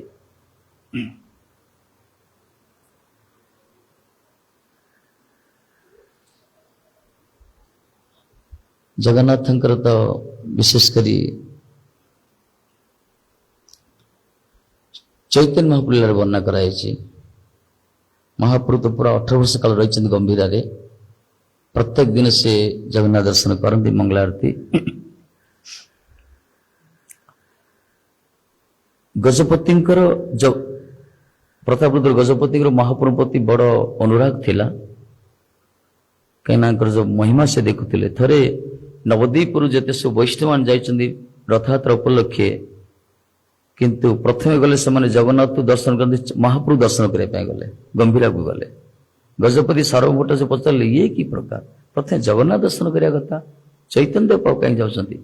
ସର୍ବଭଟ୍ଟ କହିଲେ ତମେ ଜାଣିନ ଦୁଇ ଅଭିନ୍ନ। ଚୈତନ୍ୟ ମହାପ୍ରଭୁ ଜଗନ୍ନାଥ ଅଭିନ୍ନ। ଯୋଉ ସର୍ବଭଟ୍ଟାଚାର୍ଯ୍ୟ ପୁରା ଶଙ୍କରପନ୍ଥୀ ଥିଲେ, ବେଦାନ୍ତୀ ଥିଲେ ଯିଏ, କିନ୍ତୁ ସେ ମହାପ୍ରଭୁ କୃପାରୁ ଭାଗବତର ପ୍ରକୃତ ଅର୍ଥ ବୁଝିପାରିଲେ। ଚୈତନ୍ୟ ମହାପ୍ରଭୁ ସ୍ୱୀକାର କଲେ ଇଏ ବାସ୍ତବରେ ପରତତ୍ତ୍ୱ, ଇଏ ହିଁ ପରମ ବ୍ରହ୍ମ, ଇଏ ଅଭିନ୍ନ ଜଗନ୍ନାଥଙ୍କ ସହିତ ଇଏ କୃଷ୍ଣ। କିନ୍ତୁ ଗଜପତି ସାର୍ବଭୌମ ପଟ୍ଟା ଖର୍ଚ୍ଚ କହିଲେ, ଗଜପତି ବିଶ୍ୱାସ କଲେ, ଅବିଶ୍ୱାସ କରିନାହାନ୍ତି। ଏତେ ବଡ଼ ବିଦ୍ୱାନ କହୁଛନ୍ତି ମାନେ ନିଶ୍ଚିତ ହେଇଥିବ। ତେଣୁ ଧୀରେ ଧୀରେ ତାଙ୍କର ଅନୁରାଗ ବୃଦ୍ଧି ହେଲା। ସେ ଦେଖିଲେ ତାଙ୍କର ବୈଷ୍ଣବମାନଙ୍କୁ ଦେଖିଲେ, ଛାତ ଉପରେ ରହିକି ଦେଖୁଛନ୍ତି, ତାଙ୍କ ପ୍ୟାଲେସ ଉପରେ ରହିକି ଦେଖୁଛନ୍ତି ବୈଷ୍ଣବମାନେ ଯାଉଛନ୍ତି ଚୈତନ୍ୟ ମହାପ୍ରଭୁଙ୍କୁ ଦର୍ଶନ କରିବା ପାଇଁ। ଭେଟ ବି ତାଙ୍କର ମହାପ୍ରଭୁ ସହିତ ହେଇଛି। ମହାପ୍ରଭୁ ଆଲିଙ୍ଗନ କରିଛନ୍ତି କାହାକୁ, ଯାହାକୁ ସେ ଆଲିଙ୍ଗନ କରି ଏଇ ତାଙ୍କ ପାଖରେ ଗଜପତି ପାଖରେ ସର୍ବଭଟ୍ଟ କିଏ ଅଛନ୍ତି ସେମାନେ କହୁଛନ୍ତି, ଇଏ ଦେଖ ଇଏ ନିତ୍ୟାନନ୍ଦ, ଇଏ ଅଦ୍ୱୈତାଚାର୍ଯ୍ୟ, ଇଏ ଶ୍ରୀବାସ, ଇଏ ଗଦାଧର, ଇଏ ଶିବାନନ୍ଦ ସେନ, ଇଏ ମୁରାରୀ। ସେ ବୈଷ୍ଣବମାନ ଯୋଉ ଅପୂର୍ବ ତେଜ, ସେମାନେ ତେଜ ଥିଲା ଆଜ୍ଞା। ଭଜନ ଗୋଟେ ତେଜ ଥାଏ, ଗ୍ଲେଜ ଥାଏ ଗୋଟେ। ହରିଭଜନ ଯୋଉମାନେ କରନ୍ତି ତାଙ୍କ ଶରୀର ଗୋଟେ ଗ୍ଲେଜ, ପାଉଡର କସ୍ମେଟିକ ମାରି ଗ୍ଲେଜ କଥା କୁହାଯାଉନି, ଭଜନର ଗୋଟେ ତେଜ ବାହାରିବ ଗୋଟେ। ଯୋଉମାନେ ଭଜନ କରନ୍ତି ତାଙ୍କ ମୁଖରୁ ଗୋଟେ ଗ୍ଲେଜ ବାହାରିବ, ତେଜ ବାହାରିବ, ଯାହାକୁ ଦେଖିଲେ ଶତ୍ରୁ ମଧ୍ୟ ପ୍ରସନ୍ନ ହବ ଆଉ ମସ୍ତକ ହେଇଯିବ। ହରିଭଜନର ଶକ୍ତି ଏତିକି। ଯୋଉମାନେ କରନ୍ତୁ ନା XYZ, ଏମିତି ନୁହେଁ ଯେ ଖାଲି ମୋଟବାସୀ, ସେ କଥା ନାହିଁ। ଯିଏ ବି ହରିନାମ ନିଷ୍ଠାରେ କରୁଛନ୍ତି, ଅନ୍ତର ସହିତ ଭଗବାନ ଭଲ ପାଉଛନ୍ତି, ଭଗବତ କଥା କୀର୍ତ୍ତନ କରୁଛନ୍ତି ଭଲ ପାଇ, ସେମାନଙ୍କୁ ଦର୍ଶନ କଲେ ଗୋଟେ ମନ ଭିତରେ ପ୍ରଫୁଲ୍ଲତା ଆସେ, ପ୍ରସନ୍ନତା ଆସେ, କାରଣ ସମ୍ବନ୍ଧ ଥାଏ ତାଙ୍କର ଭଗବାନ ସହିତ। ଏମାନେ ତ ଗୌଡ଼ୀୟ ବୈଷ୍ଣବ ମହାପ୍ରଭୁଙ୍କ ପରିକର। ରାଜା କେବେ ଦେଖିନଥିଲେ, ରାଜା ସବୁ ପ୍ରଜାକୁ ଦେଖିଥିଲେ ନା ପ୍ରଜା ମାନଙ୍କୁ, କିନ୍ତୁ ବୈଷ୍ଣବ ଦେଖିନଥିଲେ। ଶତାଧିକ ବୈଷ୍ଣବ ଯଦି ଦର୍ଶନ କଲେ, ସେ କହିଲେ ଅପୂର୍ବ ଅଦ୍ଭୁତ ମହାପ୍ରଭୁ ଚୈତନ୍ୟ ଦେବଙ୍କର ଲୀଳା ସବୁ। କହିଲେ ଆମକୁ ସବୁ ବ୍ୟବସ୍ଥା କରିଦିଅ, ରହିବା ଖାଇବା ସବୁ ଫ୍ରି। ସବୁ ବୈଷ୍ଣବ ଫ୍ରି ହେଲେ। ଧୀରେ ଧୀରେ ଗଜପତି କଣ କଲେ, ମହାପ୍ରଭୁଙ୍କୁ କୃପା ପାଇବା ପାଇଁ ଇଚ୍ଛା ପ୍ରକାଶ କଲେ, କିନ୍ତୁ ମହାପ୍ରଭୁ ତାଙ୍କୁ ଅନୁମତି ଦେଲେନି। ଅନୁମତି ଦେଲେ, ବଡ ଆଶ୍ଚର୍ଯ୍ୟ କଥା ଦେଖନ୍ତୁ। ମାନେ ସର୍ବଭଟ୍ଟାଚାର୍ଯ୍ୟ ବହୁତ କହିଲେ, ଏପରିକି ରାୟରମାନ ଯିଏକି ମନ୍ତ୍ରୀ ଥିଲେ, ବଡ ଚତୁର ସିଏ, ସେ କଥା ପ୍ରସଙ୍ଗରେ ଗଜପତିଙ୍କ ମହିମା ବର୍ଣ୍ଣନା କରୁଛନ୍ତି। କହିଲେ ପ୍ରଭୁ ଗଜପତି ରାଜା ହେଲେ କେତେ ଅନୁରାଗ ଆପଣଙ୍କ ଚରଣରେ, ଆମର ବି ସେ ପ୍ରକାର ନାହିଁ।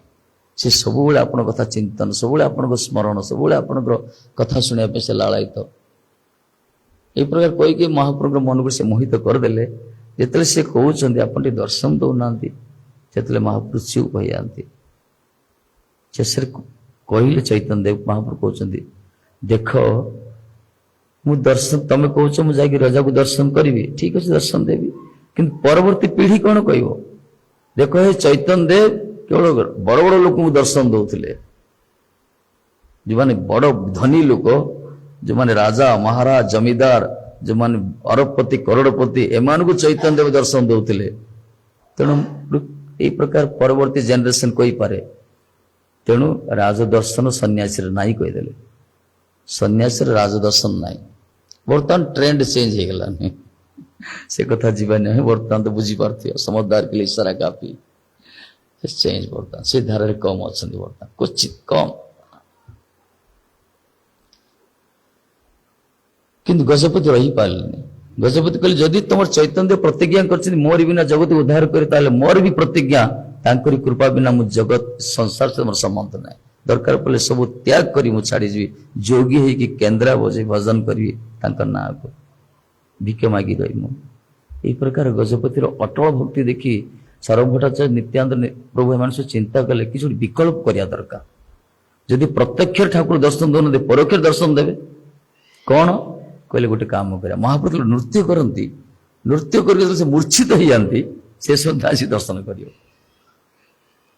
ସେଇ ସମୟରେ ଆମେ ଦର୍ଶନ କରିବ, ଦୂରରେ ରହିକି ଦର୍ଶନ କରିବ। ଗଜପତି ସେ ମଞ୍ଜୁର ହେଲେ। ମହାପ୍ରଭୁ ଥରେ ଆବେଶରେ ନୃତ୍ୟ କରୁଛନ୍ତି, ଦଣ୍ଡ ନୃତ୍ୟ ତାଙ୍କର ଛଲାଙ୍ଗ ମାରୁଛନ୍ତି, ସେ ଚକ୍ରବର୍ତ୍ତୀ ପୁରା ଘୁରି ଘୁରି ବୁଲନ୍ତି। ସେ ପୁରା ଆମର ତ ନୃତ୍ୟ ଶିଖା ଯାଉଛି, ଆମକୁ ନୃତ୍ୟର ଗୋଟେ ଶିଖା ଯାଉଛି। ମହାପ୍ରଭୁ ନୃତ୍ୟ ଭଙ୍ଗୀ ଅଲଗା। ଯଦି ସେ ନୃତ୍ୟ କରୁଛନ୍ତି, ତାଙ୍କର ଅଷ୍ଟସାତ୍ଵିକ ବିକାର ସୃଷ୍ଟି ହେଇଛି ଶରୀରରେ, ଅଶ୍ରୁ, ପୁଲକ, କମ୍ପ, ସେଦ, ମୂର୍ଚ୍ଛା, ସ୍ତମ୍ଭ, ବିଭିନ୍ନ ପ୍ରକାର ଅଷ୍ଟସାତ୍ଵିକ ବିକାର।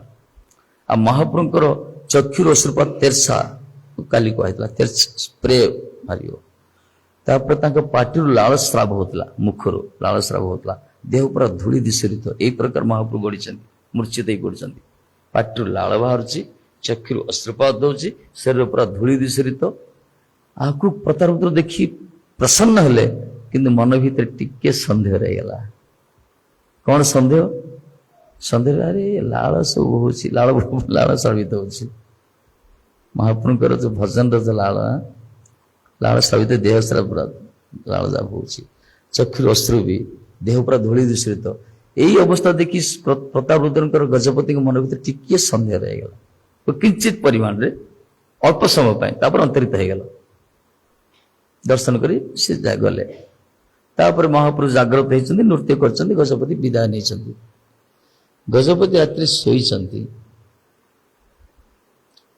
ଜଗନ୍ନାଥ ଯେ ଆସିଲେ, ଜଗନ୍ନାଥ ମହାରାଜ ଜଗନ୍ନାଥ ସ୍ୱପ୍ନରେ ଆସିଛନ୍ତି, ସନ୍ନ୍ୟାସୀ ବେଶରେ ଆସିଛନ୍ତି। କି ବେଶରେ? ସନ୍ନ୍ୟାସୀ ବେଶ। ଇଏ ପ୍ରଥମେ ଦେଖିଲେ, ଜୟ ଜୟ ସରକାର, ଏ କି ବେଶ ଆପଣଙ୍କର? ମହାପ୍ରଭୁ ଗଜପତି ପଚାରୁଛନ୍ତି। ତାପରେ ଜଗନ୍ନାଥଙ୍କର ରୂପ ଦେଖିଲେ, ଭଲ ନିରୀକ୍ଷଣ କଲେ, ତାଙ୍କ ପାଟିରୁ ବି ଲାଳ ବାହାରୁଛି, ଆଉ ତାଙ୍କର ଚକ୍ଷୁରୁ ଅଶ୍ରୁପାତ ହଉଛି, ଦେହ ପୁରା ଧୂଳି ଦିଶରିତ, କିନ୍ତୁ ରୂପ ପୁରା କମନୀୟ ରୂପ ପୁରା। ଏ ସେ ଅଦ୍ଭୁତ ରୂପ ଦେଖି ଗଜପତି ଗୋଟେ ପ୍ରସନ୍ନ ହେଇଗଲେ, କହିଲେ, ବା ମହାରାଜ, ଆପଣ ଅଦ୍ଭୁତ ରୂପ ମୁଁ କୃତ୍ୟ ହେଇଲେ। ଇଏ ଯାଉଛନ୍ତି ଚରଣ ସ୍ପର୍ଶ କରିବା ପାଇଁ, ଦଣ୍ଡବତ ହେବା ପାଇଁ, ସନ୍ନ୍ୟାସୀ ନା, ଉପରେ ଆସିଛନ୍ତି। ସେତେବେଳେ ଜଗନ୍ନାଥ କହିଲେ, ଟିକେ ଦୂରେଇ ଗଲେ, ନାଇଁ ମହାରାଜ, ତମ ଶରୀର, ତମେ ରାଜାର ଶରୀର, ତମ ଶରୀରରେ କେତେ କୁଙ୍କୁମ, କସ୍ତୁରୀ, କେତେ ପ୍ରକାର ଚନ୍ଦନ ପ୍ରଲେପିତ ତମ ଶରୀର ସୁଗନ୍ଧ ଶରୀର, ତମେ ମହାରାଜ ସମ୍ରାଟ। ଏଇ ଧୂଳି ଧୂସରିତ, ଲାଳ ସ୍ରାବିତ ହଉଛି, ଅଶ୍ରୁ ବିଜଡ଼ିତ ଶରୀରକୁ ଛୁଇଁକି କାହିଁକି ଶରୀରଟା ତ ଅପବିତ୍ର କରିବ? ଠାକୁରଜୀ କହୁଛନ୍ତି, ରାଜା, ତମ ଶରୀର କେତେ, ତମ ଶରୀର କେତେ ମୂଲ୍ୟବାନ, ଚନ୍ଦନ, କୁଙ୍କୁମ, କସ୍ତୁରୀ ପୁରା ପ୍ରଲେପିତ ତମ ଶରୀରରେ, ପୁରା ସୁଗନ୍ଧ ପୁରା। ମୋ ଶରୀରରେ କଣ? କିଛି ନାହିଁ, ଖାଲି ଲାଳ ହଉଛି, ଧୂଳି ମୋର, ଚକ୍ଷୁ ଅଶ୍ରୁପାତ। ଏଇ ପ୍ରକାର କହିଛନ୍ତି। ତାପରେ ରତ୍ନ ସିଂହାସନ ଦେଖିଲେ ଚୈତନ୍ୟ ମହାପ୍ରଭୁ ବସିଛନ୍ତି। ପ୍ରଥମେ ଜଗନ୍ନାଥ ସ୍ୱରୂପ, ତାପରେ ଚୈତନ୍ୟ ମହାପ୍ରଭୁ ସ୍ୱରୂପଟା ସେଇ ଲାଳ ସ୍ରାବିତ ହଉଛି, ସେଇ ଝଲକ ଦର୍ଶନ ହେଲା। ପ୍ରଥମେ ଜଗନ୍ନାଥ ସ୍ୱରୂପ, ତାପରେ ଚୈତନ୍ୟ ଜଗନ୍ନାଥ, ଏଇ ପୁରା ଦର୍ଶନ ଦେଇକି ସେ ଅନ୍ତର୍ଧାନ ହେଇଗଲେ। ଗଜପତି ବୁଝିପାରିଲେ, ଆରେ ମୁଁ ଯୋଉ ଟିକେ ମନ ଭିତରେ ଆଶଙ୍କା ଆସିଯାଇଥିଲା ମୋର, ଗୌରାଙ୍କର ତାଙ୍କର ସେ ଅଦ୍ଭୁତ ନୃତ୍ୟ, ତାଙ୍କର ଯୋଉ ଅବସ୍ଥା ଦର୍ଶନ କରି ମୋ ମନ ଭିତରେ ସନ୍ଦେହ ଆସିଯାଇଥିଲା, କଣ ଲାଳ ସ୍ରାବିତ ହଉଛି, କଣ ଅଶ୍ରୁପାତ ହଉଛି, ଇଏ ଦେଖିଲି, ଏତେ ସାକ୍ଷାତ ପରମ, ସାକ୍ଷାତ ଜଗନ୍ନାଥ। ସେଠୁ ଗଜପତି ବୁଝିପାରିଲେ, ଆରେ ଗୌରାଙ୍ଗ ଜଗନ୍ନାଥ ଯିଏ, ସେଇ ଗୌରାଙ୍ଗ। ବୋଲ ଶ୍ରୀମନ୍ ଚୈତନ୍ୟ ମହାପ୍ରଭୁ କି ଜୟ, ଗୌର ସେଇ କୃଷ୍ଣ, ସେଇ ଜଗନ୍ନାଥ, ଆମର ସିଦ୍ଧାନ୍ତ। ଗଜପତି ଅନୁଭବ କଲେ, ସେଇଠି ପୁରା ଅନୁଭବ କଲେ। ଆମର ବଡ ଭାଗ୍ୟବାନ ସତ୍ୟରେ, ସାରା ପୃଥିବୀରେ ଆମମାନେ ସବୁ ବଡ ଭାଗ୍ୟବାନ, କାହିଁକିନା ଗୌରାଙ୍ଗର ପରିକର ଆମମାନେ, ମହାପ୍ରଭୁଙ୍କର ଦେଶ ଯୋଉଠି ମହା ରହିଛେ ଆମେ ଏଠି। ତେଣୁ ବୁଝିପାରିଲେ, ଇଏ ଚୈତନ୍ୟ ଦେବ କିଏ ନୁହନ୍ତି, यही ସାକ୍ଷାତ, यही ଜଗନ୍ନାଥ କିଏ ନୁହନ୍ତି, यही ସାକ୍ଷାତ କୃଷ୍ଣ, यही ଗୌରାଙ୍ଗ ମହାପ୍ରଭୁ। ସେଇଠୁ ତାଙ୍କର ମନରେ ସବୁ ଆଶଙ୍କା ଦୂରୀଭୂତ ହେଇଗଲା, ପୁରା ଦୂରୀଭୂତ ହେଇଗଲା। ସେଇଠୁ ସେ ପ୍ରାର୍ଥନା କରୁଛନ୍ତି। ଯାହାବି ଜଗନ୍ନାଥଙ୍କର ଗୋଟେ ଅଦ୍ଭୁତ ଲୀଳା ଅଛି। ଥରେ ଗୋଟେ ଝିଅଟା ନାଁ ହଉଛି ପଦ୍ମା। ସିଏ ଜୟଦେବ ସଙ୍ଗୀତର ପୁରା ମୁଖସ୍ଥ କରିଦେଇଛନ୍ତି। ଜୟଦେବର ସଙ୍ଗୀତର ପୁରା ମୁଖସ୍ଥ ପୁରା। ସିଏ ତାଙ୍କର ଗରିବ ଝିଅ, ତାଙ୍କର ବାଇଗଣ କରିଛନ୍ତି, ବାଇଗଣ ତୋଳୁଛନ୍ତି, ବାଇଗଣ ବାଟରେ ବାଇଗଣ ତୋଳୁଛନ୍ତି। ସେ ଝିଅଟା କଣ କରେ, ରାତିରେ ଯାଇ ତୋଳେ। ଦିନ ସାରା କଣ କାମ ଥିବ, ରାତିରେ ତୋଳେ। ସେ ରାତି 10ଟା 11ଟା ପରେ ଯାଇ ତୋଳେ। ସେ ବାଇଗଣ ତୋଳି ସଙ୍ଗୀତ ଗାଉଛନ୍ତି, ଜୟଦେବଙ୍କ ସଙ୍ଗୀତ। ଜଗନ୍ନାଥ ରହିପାରିଲେନି, ଆଉ ସିଂହାସନ ରହିପାରିଲେନି ଆଜ୍ଞା। ଆଉ ତାର ଯୋଉ ସୁଲଳିତ କଣ୍ଠ, ତାର ସୁମଧୁର କଣ୍ଠ, ସେ ଯୋଉ ଭାବ ମୂର୍ଚ୍ଛନାର ସହିତ, ସେ ଯୋଉ ହୃଦୟର ଉଦ୍ଗାର ଯୋଉ ପ୍ରକାଶ କରେ ଭାବ ସହିତ, ଠାକୁରଜୀ ରହିପାରିଲେନି। କାରଣ ଅନ୍ତର୍ସ୍ଥିତି ଯେ ଡାକିବ ନା, ଭଗବାନଙ୍କ ଆସନ ଟଳମଳ ହେଇଯାଏ। ସତ୍ୟ ଅନ୍ତର୍ସ୍ଥିତି ଡାକିବ, ସେ ସ୍ୱର ତାଳ କଥା କୁହାଯାଏନି, ହୃଦୟ ସେ ଅନ୍ତର୍ସ୍ଥିତି ଡାକିବ, ସେଠି ତ ସବୁ ତାଳ ସ୍ୱର ସବୁ ଠିକ ହେଇଯିବ, ସେଟ୍ ହେଇଯିବ, ସେଠି ସବୁ ଭଲ ହେଇଯିବ ସେଠି। ଜଗନ୍ନାଥ ରହିପାରିଲେନି, ତା ପଛରେ ଗଲେ। ସେ ବାଇଗଣ ତୋଳି ଚାଲିଛନ୍ତି, ଗୀତ ଗାଇକି ମସ୍ତିରେ ଯାଉଛନ୍ତି। ये तोली तोली जाऊँ झुड़ी पकाउं जगन्नाथ पछरे पछरे चलती कि प्रकार पागलपन देखो ये तो केवल बाइगण बाड़ू जाई नथिले जगन्नाथ ब्रह्मांड मालिक कहीं बाइगण बाड़ू प्रथम थर जाइछन्ति चलिबार जण नहीं देह सब बाइगण कंटा लगिगला शुंख लगिगला ये प्रकार देह सारा पूरा बाइगण शुंख जो बाइगण कंटा कहला देह सारा लगी जाइए पूरा शेष से बालिका को से पद्मा कौन कले बाइगण भरी पड़े से घर जाए कट बंद कर शई पड़े जगन्नाथ आसी सिंहासन बसिले भोर टाइम है मंगल आरती टाइम पहड़ खोलले किए बड़ पंडा पहड़ खोल देखले शरीर सारा पूरा कंटा ही कंटा पूरा बाइगण शुंख पूरा शरीर पूरा कहले जय जय सरकार कुआड़े जाइए आपण आज ठाकुर जी किसी कहूना गजपति खबर दिगला गजपति देखले आप राति कुआड़े जाइए पचार कथोपथन कथोपथन होते आप राति कुआड़े जाइए किसी कहले से अनशन कले प्रभु कौन अभाव होला कहतु आमर सेवार किसी अभाव अच्छी कि मु तो अधम ना पापी गोटे मु कौन जानची सेवा आपण कहतु कौन कि प्रकार सेवा कले आप संतुष्ट हे आप छाड़ी जाइए माने किसी गोटे अभाव अच्छी कहतु से ठाकुर जी स्वप्न आसी कहले नाई गजपति तुमर किसी भूल ना कहले हे राजा तुमर किसी भूल ना कार किसी भूल ना भूलटा कौन जान गोटे जयदेव संगीत को भल पाए से जो गोटे झील गाउला ना पद्मा तार से कंठर मूर्छन पूरा मु तो रही पारे पछे पछे दौड़ली शुणापी तुम गोटे कम कर नहीं आस पूरी की पूरी की नहीं आस रोपा व्यवस्था कर दियो से प्रत्येक दिन मो सम्मुख मो शयन पर ये शयन पर जाते ना शयन पर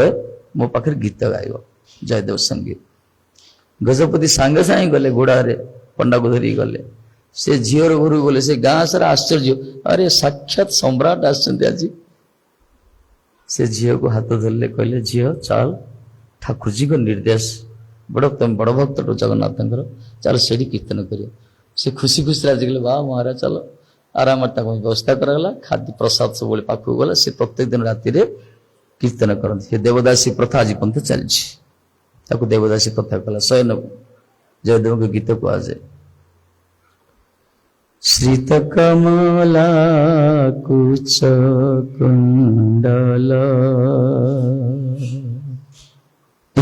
कमला कुच मंडल द्रुत कुंडल द्रुत कुंडल द्रुत कुंडल कलित ललित बनमाल जय जय देव हरे कुंडल कलित ललित बनमाल जय जय देव हरे द्रुत कुंडल कलित ललित बनमाल जय जय देव हरे कुंडल कलित ललित बनमाल जय जय देव हरे कृष्ण गोविंद गोविंद गोपाल वसुदेव पाल यशोदा दुलाल जय जय देव हरे कृष्ण गोविंद गोविंद गोपाल वसुदेव पाल यशोदा दुलाल जय जय देव हरे दिनमणि मंगल मंगल प्रभु दिनमणि मंगल मंगल दिनमणि मंगल मंगल दिनमणि मंगल मंगल भवकंदन हे भवकंदन हे भवकंदन हे भवकंदन हे मुनि जन मानस हंस जय जय देव रे भव खंडन मुनि जन मानस हंस जय जय देव रे जय कृष्ण गोविंद गोविंद गोपाल वसुदेव पाल यशोदा दुलाल जय जय देव रे कृष्ण गोविंद गोविंद गोपाल वसुदेव पाल यशोदा दुलाल जय जय देव रे जय जय देव रे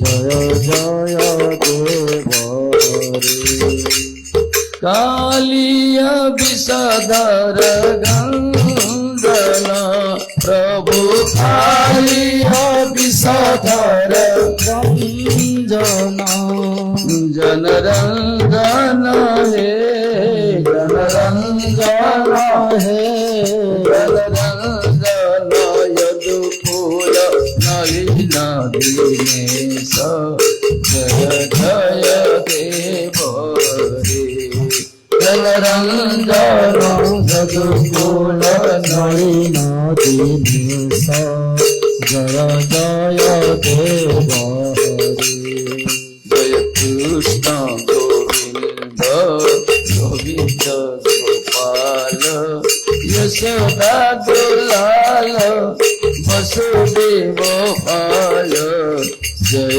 जय देव रे कृष्ण गोविंद गोपाल यशोदा दुलाल वसुदेव पाल जय जय देव हरे जय जय देव रे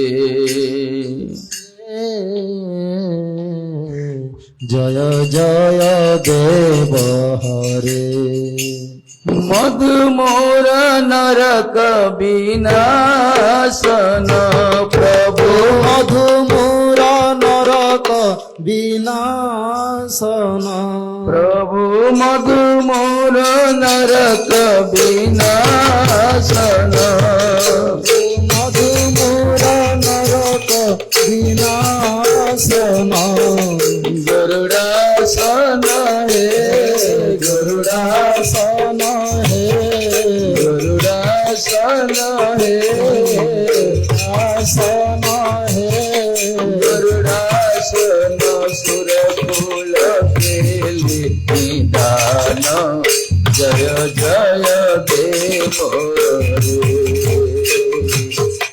गरुड़ासन सुरकुल केलि निदान जय जय देव हरे जय कृष्ण गोविंद गोविंद गोपाल यशोदा दुलाल वसुदेव पाल जय जय देव रे गोविंद गोविंद गोपाल यशोदा दुलाल वसुदेव पाल जय जय देव हरे जय जय देव रे हरे जय जय देव कमल कमल दल लोचन अमल कमल दल लोचन कमल कमल दल लोचन अमल कमल दल लोचन भवमोचन